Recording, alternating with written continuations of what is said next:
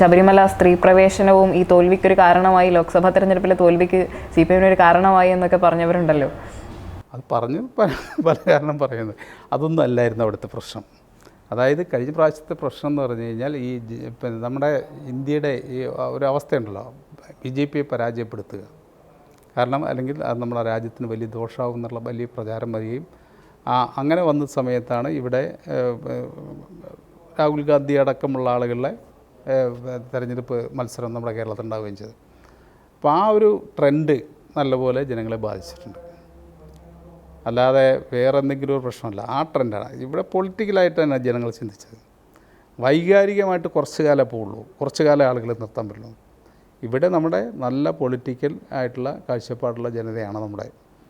എല്ലാ യാഥാർത്ഥ്യങ്ങളും നല്ലപോലെ തിരിച്ചറിയാൻ കഴിയുന്ന ജനതയാണ്. അപ്പോൾ സ്വാഭാവികമായിട്ടും തെറ്റായ കാര്യങ്ങളെ അവർ തള്ളിക്കളഞ്ഞ് ശരിയുടെ പക്ഷത്ത് നിൽക്കാൻ വേണ്ടിയിട്ട് തയ്യാറാവുകയും ചെയ്യും.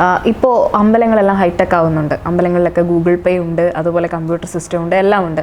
ആ സമയങ്ങളിൽ പോലും ചില ആരാധനാലയങ്ങളിൽ ഇവിടെ അന്യമതസ്ഥർക്ക് പ്രവേശനമില്ല എന്ന ബോർഡുകൾ കാണുകയാണ്. നിങ്ങൾ ശബരിമലയിലേക്ക് വരൂ. ശബരിമല ഏറ്റവും മഹത്തരമായിട്ടുള്ളൊരു കേന്ദ്രമാണ്. എന്തുകൊണ്ടാണ് ഞാൻ പറയാൻ കാരണം, അവിടെ ബോർഡില്ല കേട്ടോ. അവിടെ ഒരു ജാതിയോ ഒരു മതമോ ഒരു വ്യത്യാസവും ഇല്ല. ശബരിമല പോലൊരു അന്തരീക്ഷത്തിൽ വരുമ്പോഴാണ് നമ്മൾ അതിൻ്റെ മഹത്വം മനസ്സിലാക്കുക. ശബരിമലയിലാകാമെന്നുണ്ടെങ്കിൽ പിന്നെ എന്തുകൊണ്ട് ഇവിടെ ആയിക്കൂടാ എന്ന് ചിന്തിക്കാൻ അതാത് പ്രദേശത്തെ ആളുകൾ തയ്യാർ. ശബരിമല എപ്പോഴും നോട്ട് ചെയ്യുന്നതാണ്. അവിടെ ജാതിയില്ല, മതമില്ല, പ്രദേശമില്ല, ഭാഷ ഇല്ല, എല്ലാ ആളുകളും വരികയാണ്.